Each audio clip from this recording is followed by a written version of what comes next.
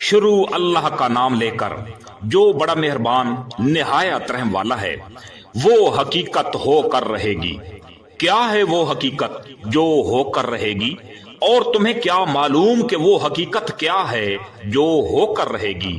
سمود اور عاد کی قوموں نے اسی جھنجھوڑ ڈالنے والی حقیقت کو جھٹلایا تھا۔ نتیجہ یہ ہوا کہ جو سمود کے لوگ تھے وہ چنگھاڑ کی ایسی آفت سے ہلاک ہو گئے جو حد سے زیادہ خوفناک تھی، اور جو عاد کے لوگ تھے ان نے ایک ایسی بے قابو طوفانی ہوا نے ہلاک کر دیا جس سے اللہ نے ان پر 7 رات اور 8 دن لگاتار مسلط رکھا۔ چنانچہ تم اگر وہاں ہوتے تو دیکھتے کہ وہ لوگ وہاں کھجور کے کھوکھلے تنوں کی طرح پچھاڑے ہوئے پڑے تھے۔ اب کیا ان میں سے کوئی بچہ ہوا نظر آتا ہے؟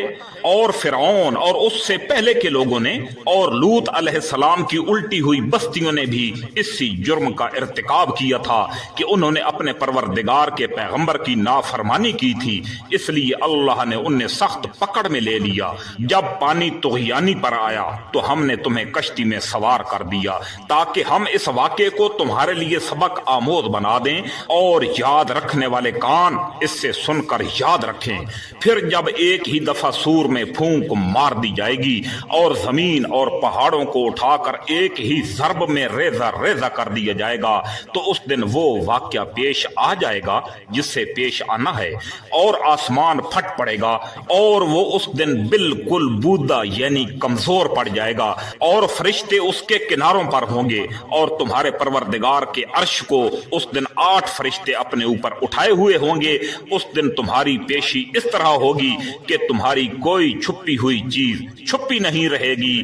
پھر جس کسی کو اس کا اعمال نامہ اس کے دائیں ہاتھ میں دیا جائے گا وہ کہے گا کہ لوگو یہ میرا اعمال نامہ پڑھو، میں پہلے ہی سمجھتا تھا کہ مجھے اپنے حساب کا سامنا کرنا ہوگا۔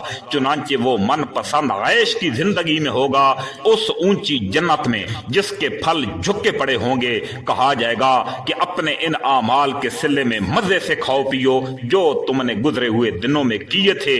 رہا وہ شخص جس کا اعمال نامہ اس کے بائیں ہاتھ میں دیا جائے گا تو وہ کہے گا کہ اے کاش مجھے میرا اعمال نامہ دیا ہی نہ جاتا اور مجھے خبر بھی نہ ہوتی کہ میرا حساب کیا ہے۔ اے کاش کہ میری موت ہی پر میرا کام تمام ہو جاتا، میرا مال میرے کچھ کام نہ آیا، میرا تمام زور مجھ سے جاتا رہا۔ ایسے شخص کے بارے میں حکم ہوگا پکڑو اسے اور اس کے گلے میں توق ڈال دو، پھر اسے دوزخ میں جھونک دو، پھر اسے ایسی زنجیر میں پرو دو جس کی پیمائش 70 ہاتھ کے برابر ہوگی۔ یہ نہ تو خدائے بزرگ و برتر پر ایمان لاتا تھا اور نہ غریب کو کھانا کھلانے کی ترغیب دیتا تھا، لہذا یہاں نہ اس کا کوئی یار و مددگار ہے اور نہ اس کو کوئی کھانے کی چیز میسر ہے سوائے غسلین کے۔ غسلین اصل میں اس پانی کو کہا جاتا ہے جو زخموں کو دھوتے وقت زخموں سے گرتا ہے، جس سے گناہ گاروں کے سوا کوئی نہیں کھائے گا۔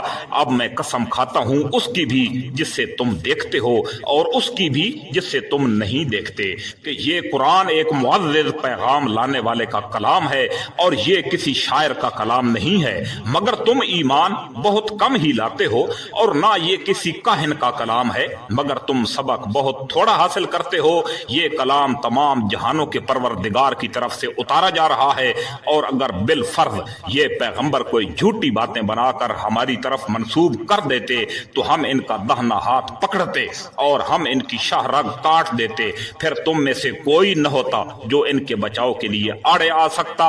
اور یقین جانو کہ یہ پرہیزگاروں کے لیے ایک نصیحت ہے، اور ہمیں خوب معلوم ہے کہ تم میں کچھ لوگ جھٹلانے والے بھی ہیں، اور یہ قرآن ایسے کافروں کے لیے حسرت کا سبب ہے، اور یہی وہ یقینی بات ہے جو سراسر حق ہے۔ لہذا تم اپنے پروردگار کے عظمت والے نام کی تسبیح کرتے رہو۔